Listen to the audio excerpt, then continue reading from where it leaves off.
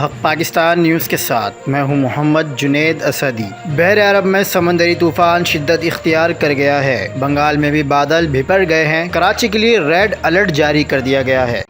تازہ ترین ویڈیوز کے لیے چینل کو سبسکرائب کر کے بیل آئیکن اور آل نوٹیفیکیشن پر کلک کریں۔